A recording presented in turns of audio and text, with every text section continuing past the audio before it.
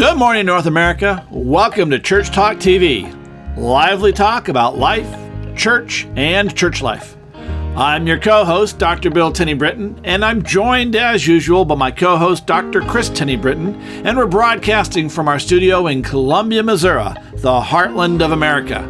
Say good morning, Kris.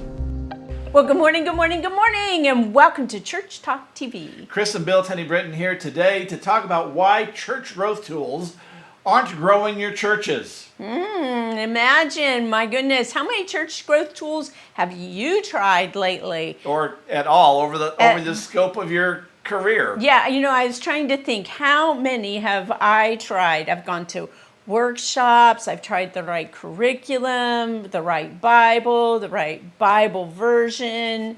What else is out there? The White Christian Education Program. And I mean, we have literally bookshelves. And in fact, the largest portion of our library is church growth stuff, church growth tools. I go all the way back to Donald McGavran and his original, that's the first real church growth book that's out there. And we have, so many old resources, new resources. We keep up to date with resources.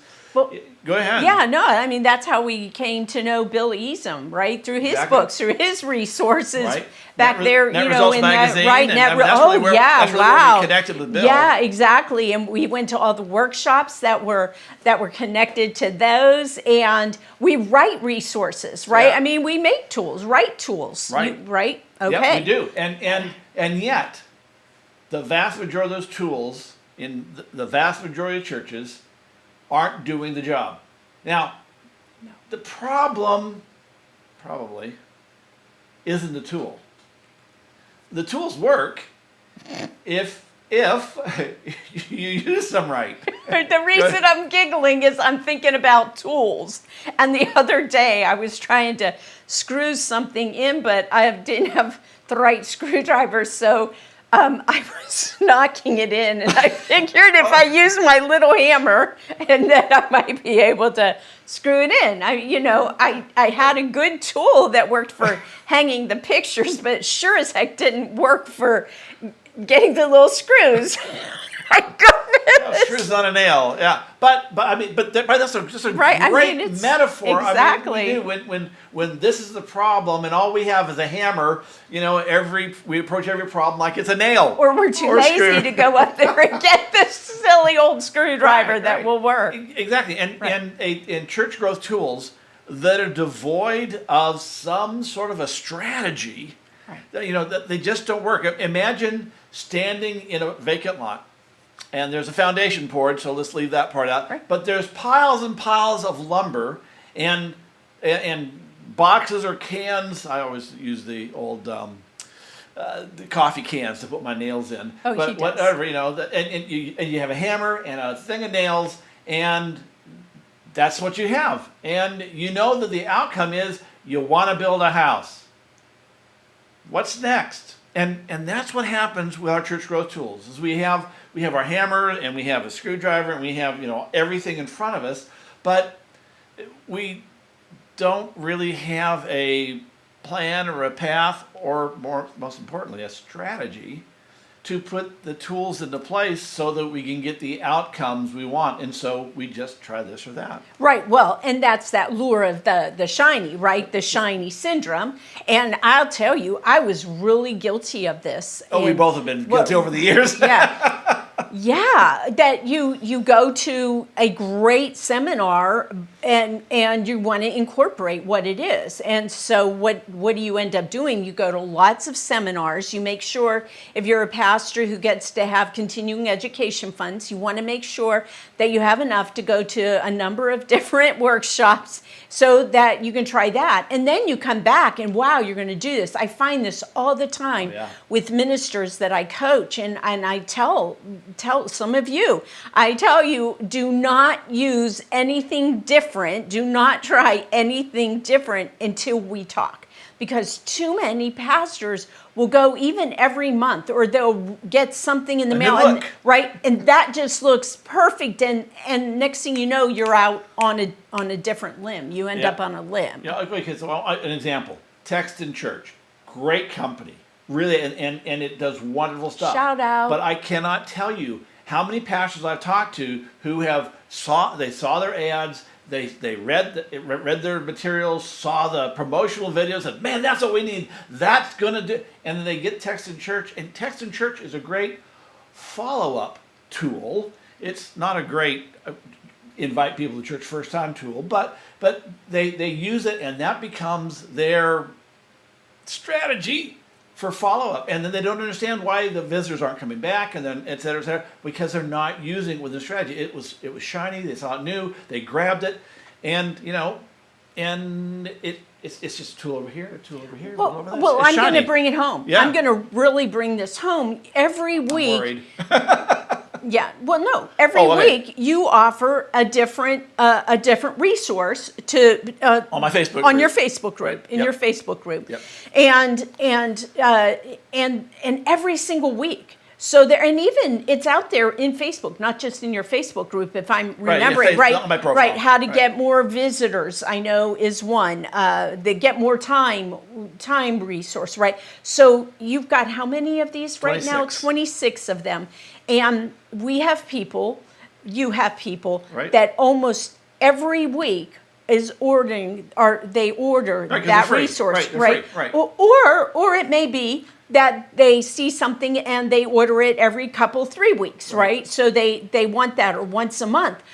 And then I go back and I'll look and I'll see that someone has, over the course of a year, downloaded 6 or 7 resources. Or more. Or more. Okay, but I Right, just right. want to stay with that, Right. because we are not complaining. We are so grateful. Right. I mean, they're free because we want those in your hands. So please hear that. It's like church talk. Right. Same deal. Right. But the problem becomes when you are not using them or adapting them for your congregation and needs. And honestly, and in a strategy right, that has a forward motion, right. forward progress. And I get concerned because I hear what pastors will say about other resources, right? Other resources. I get concerned that they'll say, the effective church group or church talk, it doesn't have anything relevant, or it doesn't work. And the problem is, it's the tool that's not working, and it may be because you don't know how to use it, or you're using the wrong tool. That's why we tell you, make a call, set up an appointment so we can have a conversation with you to talk about how we can not how we can use it, how you can use that successfully and effectively in your setting. That's right. When a mechanic, a car pulls into the garage, the mechanic has a chest of tools. They don't use them all. They use the tools that are needed to get the job done for that particular vehicle, for that particular problem, and they're used strategically. You're going to use the impact wrench first to remove the valve cover or whatever. It's been a long time since I worked on cars, and then you're going to use the spring release tool to et cetera, et cetera. But listen to what you're saying. You have to be a mechanic or someone who knows, right? Even if it's a Saturday afternoon or evening or a whole weekend, mechanic, to know what you're doing, right? To get what that is. Or find a good YouTube video. Right. Okay. And you do YouTube videos. I'm trying to bring this back, Right, to what we're talking about, church tools, and how we are resources and how we can be resources, and hopefully that you'll take us up on our offer to be of resource to you beyond just a bunch of tools, Right. which we need to, of course, be moving on here. And so that's to talk about So the number one problem with church tools is the shiny syndrome. The lure of the new. We try this, we try that, we try this, we try that, and there's no cohesive strategy to put them in place, and so you're kind of spinning your wheels. So that's the first Sure. the first one. Go ahead. Okay, and the second one is the inconsistent application, which basically I think that's what you were talking about when you talked about text in church. No, actually, I'm not. No. Okay. The inconsistent application syndrome, which is a big long word, is if you're inconsistent with your tools, with using your tools, I try this week and try this that Yeah, week, okay, or 3 right. weeks, whatever. You're going to get inconsistent results. Right. I learned this about this particular syndrome from a marketing seminar, and the guy stood up and said, "Listen, if you have inconsistent marketing, you'll have inconsistent income." And I said, "Oh, that makes so much sense." And then I thought, "How does that work in the church?" And here's how it works in the church: if you're inconsistent in this tool, you're going to have inconsistent results. I talked with a pastor just last week who I said, "What's your first-time visitor count? How many first-time visitors do you get on a month?" And he got to thinking, and he said, "Well, I got 3 or 4 last year, and 3 or 4 households last year." And it's like, okay, we need a strategy for increasing first-time visitors. And this guy's tried all these different tools, but he doesn't have a strategy for making it move forward. He's inconsistent in his application. And I want to tell you, if you think we're talking about you, maybe we are, but you're not alone. And because you didn't talk just to one pastor last week about that, there were different pastors, several pastors who said that. So I want to bring that home. You're not talking about one particular pastor, and maybe you're thinking of one, but there were several pastors. So I mean, that is part of too the shiny and the inconsistent. And actually, what you're talking about with text in church is kind of the same. If you're not using that and using it as you're supposed to be, you are going to use Facebook perhaps, right? Social media, and you want people to respond. But if you're not there with having the conversations with people, not using that, I'm really, quite honestly, notorious about that. My Pray Pals network, I say, okay, I'm going to post about every day, and then I realize, oh my gosh, I haven't even checked to see if anybody checked my in with business me. coach last week it just admitted, he said, listen, he looked at me and says, "You're the social media king for what you're doing." He says, I'm not consistent. He says, "I want to be," but he says, it's not a priority. And to be fair, it's not a part of his strategy. Right. And so the reality, if it's not a part of your strategy, don't spend a lot of time. That doesn't mean no time, but don't spend a lot of time trying to develop it, because if you have a strategy, and this is my strategy, then if you can stay laser focused on that, and everything plays in that. We're going to talk about strategy in a minute, but we do need to talk about why the tools don't work. And so shiny syndrome, inconsistent application of the tools, and the last one that I want to is the cloning. I love syndrome. this one. Okay, here is my perfect example that comes from me. All right. Okay, but I know y'all are going to recognize this. Back in the mid-90s, Willow Creek, I'm not sure how old Willow Creek was in the mid-90s, but I do know this. They were starting their Willow Creek Association. Yep. And they were just starting. I mean, it wasn't officially, well, we were there, not there at Willow Creek, but we were there for the advent of the Willow Creek Association and wanting churches to become part of that. And we WCA churches. Right. And we went to Willow Creek, Right. and it would have been 97, I think, because we were getting ready to start. We were going to be starting a new church, and we'd heard all about it. And we went up there, and we're still in rural Kansas, and where there were, how many? I mean, there weren't even, were there 200 people in town? There were 1,900 people in the county and 2 million cattle in the county. Right, there were more cattle. I remember that the statistic Prairie so Hay, well. yeah, Prairie Hay capital. But I think there may have been 200 people or so in the town, right? So we're having trouble getting people, on a big basis. Not that there's a big base because it was a heavily churched community at that time. I mean, relatively speaking.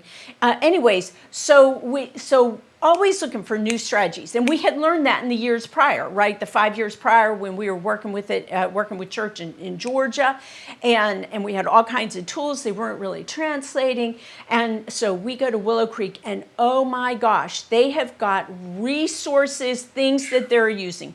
So we buy them. Good little bit of resources out of their bookstore, bring them back. Well, we're going to try this, and we're going to use that. And guess what? What works in thousands of members in a church does not work in a church that has about 125 people. About 18,000 people at that point, as I recall. That they were bouncing towards 21,000. More people than in our county. And just because it works somewhere, like South Barrington County, which Right. is where Or Willow Creek is, town. doesn't mean that it's going to work in Yates Center, Kansas, or Seattle, Or Washington. Columbia, Missouri. Right, exactly. Right. So wherever you are, just because, but there's another clone issue, cloning syndrome. Hey, let's try that because that works there. There's another one, and that is the cloning syndrome of what worked then ought to work now. That what Wow, worked once that's upon good, a time, yeah. and saying, let's, once upon a time, people came to. I love this. Church after church that I know, they say, let's do movie night. That'll bring people in. And so they go out and pick their favorite Disney movie or some family movie along those lines, and they invite the community, and then one or two show up, the church members show up, and one or two people show up. And maybe some of their friends. Only ones that they've personally invited. Right, that's and what I'm dragged saying. into. That's what I'm but, saying. But it doesn't bring in a whole lot of unchurched crowd. Right. They go, wow, why doesn't that work? Well, once upon a time, the only way you got to see a Disney kind of family movie, whatever, was to go to the theater. You'd leave your house and go, and and your TVs were this big, whatever. And so going to a church that had a bigger TV and all that was kind of cool. That was really worth. Today, literally, I mean, the statistics are 50% of every American household that has children, elementary school children, 50% of them has a Disney Plus subscription. Wow. And these are people who are able to go and get their jammies on and gather around in their living room with their popcorn and watch their movie in the comfort of their own home, and the kids are right there for bed and all that. And so the church says, let's get them to come. Why would they come? They don't know you. They can see the movie for not free because they're paying for Disney Plus, but they can see the movie at their house, and the kids are ready to go to bed and all that. It's like And the heat or the air conditioning, right? And they don't have to go out. And when it's done, it's not convenient and it's not conducive. And so the family movie night idea, which worked back in 20 years ago, it doesn't work now. And so we have to find new. We have to find different. The whole cloning syndrome of what used to work ought to work now, it just doesn't. And those tools, they either need to be scrapped or repurposed. Right. Okay. So I do have to say, though, that works for some churches. I mean, it is about where you're using it. But I know of churches, not many. I know of a couple of churches. I know of zero. That's okay. Right. But where they are getting people, it's about creating an experience. But as I'm saying that's not about because they marketed it. It's because they were able to create an experience that they were excited about that comes. Because I think about drive-in theaters, right? Drive-in movies, and how they're not many people come to those anymore, right? They're closing right and left or converting them into there's very few of them left. They're converting them. But I mean, our kids will markets. travel. That's it. Our kids will travel to a drive-in because of the experience and the kind of stuff that you do. So I don't know. I'm just saying. Right. Okay. Again, I don't know you talk any more. churches Right. That's that work okay. with, but- You talk right. very definitively, and I want to leave open for people who may be saying, "Hey, there it is." Okay. So tools, and again, what we're trying to get to with all of this, It is that a some solution. of this is why your tools are not growing your church. Or the things you tried. Well, that doesn't work. I've tried that. It didn't work. Well, it's might. because they probably would have worked, could have worked. Can work. It can Will you work say? if you work it as part of a larger strategy, and that's the solution. The solution is if you're going to use church growth tools, if you're going to grow your church, if that's your objective, Right. you're going to make new disciples, more disciples, etc. Then you need a strategy. In fact, it turns out you actually need 4 strategies, and one strategy is get people in, inviting, connect with them, retain them, 3rd, disciple them, and return them back to the community as neighborhood missionaries. So they can bring more people And you have a in. strategy for each one of those to happen. So we're just talking about the invite strategy, if you will, in this episode. We're talking about how do you get people into your church, or at least into the sphere of influence, whether it's into the worship service or into a relationship, a conversation with you. But generally, most of us, we want the pews full, or the chairs full, as the case may be. So we're talking about this invite strategy. How do you get people in there? What's the strategy? And we keep trying this tool, this tool, this tool, when in fact, What we need is a strategy, and then to deploy the correct tool that will achieve that strategy. So I want to talk about, introduce you, if you will, to or We want to highlight- talk about. 5 different strategies. There's probably dozens of strategies. There In fact, are. I'm sure there are. But I want to talk about 5 that I've heard, some of them very recently, and they all, well, I don't think all of them work, but they're all a part if you leave them by themselves. But anyway, let's talk about these strategies. Yeah, okay, and that's what you said, I don't think, and just to make not a corrective at all, but to be clear on your self-corrective, is that they can work, one of them not One of them really, not so much. yeah, but they're components together,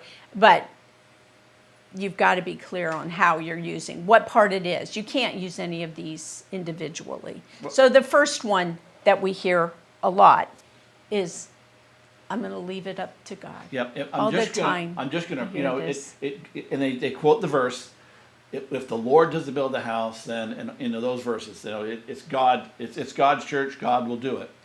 And don't get me wrong. There's a lot to say for that. God may want to close your church. So, I mean, really. There are unfaithful churches that I believe, I won't argue right, that God one. wants and needs, they just need to close. Okay. Okay. So be that as it may. All All right. right. So, but there are those who there's church growth strategy is. It's God's church. We're going to leave it to God. So we're going to pray. And we're going to pray. We're going to That's pray what- and ask God to bring the harvest. The problem with that is, is number one, how's that working for you? If that's really the only strategy you're deploying, and the reality is I've done some research, it doesn't work for you because the Great Commission is about feet going out, and you can't do one without the other. I mean, and you shouldn't be doing one that you better be bathed in prayer. Well, yeah. In terms Yeah. of in going out, so we're not Right. we're not saying prayer doesn't work. What we're saying is It's a key component. You have to yes, do it. it is. And you were talking this morning about a passage you really love. I know. Well, yesterday morning, I don't know. It was what came to me, and it was about praying for workers, right? Yeah. Because the harvest is plentiful, and I think that's either Matthew 9 or Luke 9. Yeah, that's one of those two. Yeah, I don't know why, because the Lord gave it to me. I'm sure for today that what you're doing, He's already given the harvest, right? I mean, it's already there. The fruit, the veggies, they're ripe for picking. Although notice somebody has to go pick them. Right. Well, that's the whole deal. What are you praying for? You're praying for workers. You're praying for being part of that workmanship. It's not you're right. I'm just going to pray for God to give us the yield. Right. Give us the harvest. The Lord has already given it to you, my friends. You just got to get out there and pluck it and pick it. Which is what I love about that passage that you pointed out is that if you look at that passage and remove the chapter, because those chapters are randomly put in there, I mean, really, truly. And in Matthew 10, Luke 10, both of them actually, Jesus says, pray for workers, pray for workers. And then in the next breath he says, and I'm sending you. In other words, you're the answer to the prayer. Get off your blessed assurance and get out there and make disciples. I'm going to send you from village to village, and I want you to, and do this and this and this. It's about going. So the strategy of leaving it up to God, well, you ought to leave it up to God in terms of you ought to be praying as if it all depends on God, because it does. But you better work like it all depends on you. Yeah. Because it does. Well, God depends on you to do the work. Right. Well, and to zero in, if you will, hone in on that vision is, okay, God, where is my harvest field? Right? Well, you've prepared them, or prepared that person, prepared those people. Where are they? Show me where that is. But you've got to be building your people, right? Preparing them to be part of that. Now, that takes us to a second. Which is a whole different episode. Right, which takes us to a second strategy, and that's to have our members invite, right? Depending on our members to invite. That's the strategy. Our members will get out there and invite people. So we do things, we have big events. We have small events. We have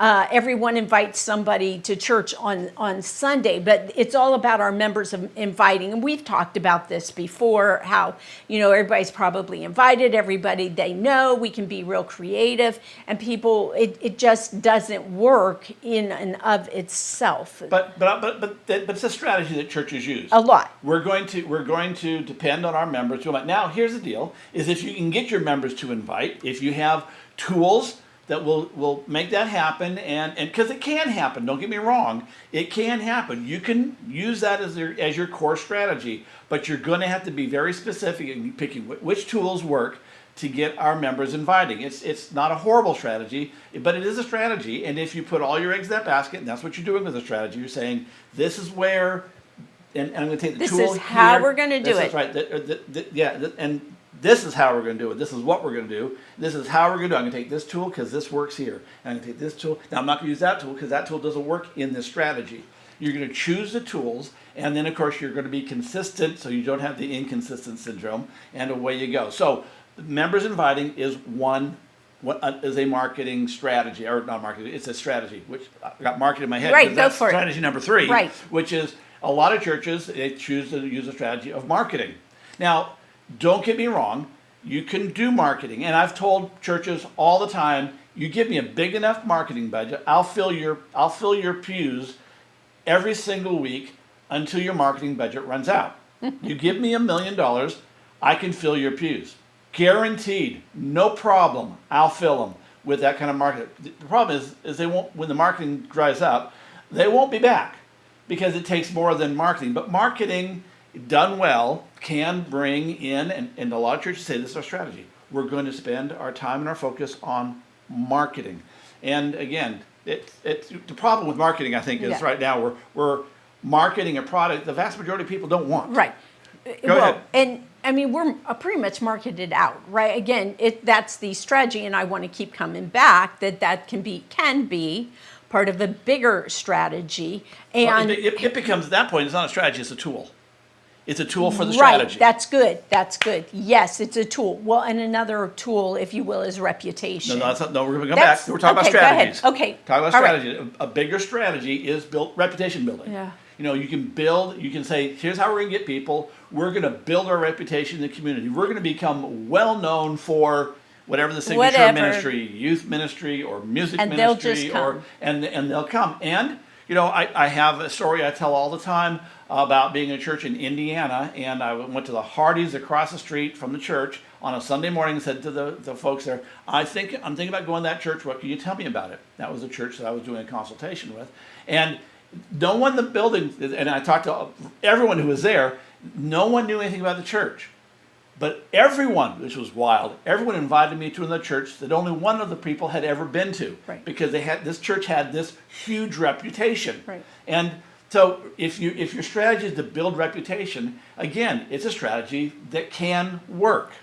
But it takes a lot to build a reputation. But if that's the strategy you're going to use, then again, this tool will help us build our strategy. This tool will help us build our strategy, and that becomes the guiding strategic plan that you're putting together. We're gonna build our reputation in the community, so people say, "Oh, I need to go to church. That's the church I need to go to." And that's a tricky one. I know we got to move on, but I haven't talked about this example before. We did a consultation for a church, and we did the question, the standard question, what can you tell me about the church up the street? And I was at a hotel and asking in the lobby, and someone said, wow, I don't know. And they asked somebody else, and there was a bellman that was there, and he said, well, and the church is a block down, right? And just a block there, down. right. And this hotel was their emergency backup. Like if there was a problem, they were going to evacuate to this hotel. And the guy said, well, I think they do something with the homeless, which they didn't, because there on the side, there's this statue, and it looks like it might be this homeless person with a dog, like maybe you've seen that, and the man's got his hands out, so it's like a bank, you can put money into it. And I told him, I said, well, I haven't seen a statue there. So we made a point to go out and to go find this statue. It is not a homeless person with a dog. There's no dog there. There's no place to put money into. But they thought that was what their reputation for this person was. So anyways, if you're going to rely on your reputation, you got to be careful of your reputation, but please don't rely on your reputation because it is not an effective strategy. Well, it can be. Well, it's a tool. Right, I would say that it's a tool, again, not a... Each of these are strategies, and each of these can be effective strategies as your primary. I don't think they're as effective as they could be. which is kind of the point because the last one that I'm going to talk about. Right, I know this is, I think, your favorite strategy. This is my favorite strategy because I see it work. Right. And I see it work a lot, and that's More. networking. You see Yeah, I it working more. more often, most often. Yeah, How about most we'll often. say it that right, way? Yeah, most often. often. The strategy deployed of what we're going to do is network with the community.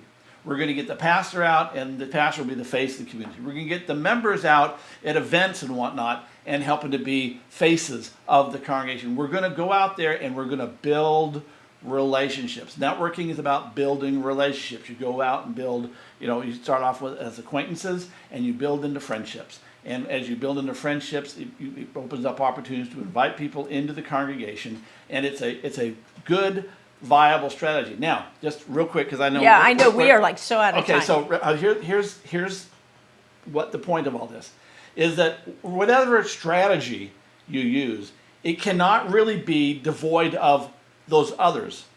Here's your strategy, and like you said, reputation building becomes a tool in this. So if we're going to do networking, we're going to go out and build relationships. We're going to network with the community. We're going to leave our church and get out there and we're going to build a reputation. How are we going to do that? Well, we're going to use some events. We're going to do some church events to help build our reputation, get the word out. And we're going to do some marketing, and the whole point of the marketing is to how do we network. But everything is put into this river of strategy that how does this move us forward with this strategy instead of this tool, this tool, this tool. It's being very selective with the tools and deploying those tools carefully to get accomplished what your outcome is using this strategy. And that's the reason your church tools aren't working by and large are because you don't have a strategy. You need a strategy, people. You need a strategy. And again, I'm not sure that it matters. I guess it does matter. But you can choose any, 4 out of 5 of those strategies, and you can make them work in different contexts. But choose your strategy, and then that's where you deploy your tools to make it work. Because all these strategies have worked in the past. All these strategies will probably work again in the future sometime in the right context. But the key is choose it, work it. Well, and if we have more time, I'd be willing to venture that those strategies we've been talking about are actually tools for networking. And again, I want to toss that out there, that those each and of themselves is a tool that are part of the networking strategy. And for reputation, in my 5 measures of church growth, so not just about butts and seats and all that, the baptisms even, or any of that, part of it is your reputation in the community. So that's a measurement, and again, and that measurement is also a tool. You know what? Are we out of time? We are so beyond out of time. All right. Hey, it's good to see you. We'll see you next week. Thanks for being with you.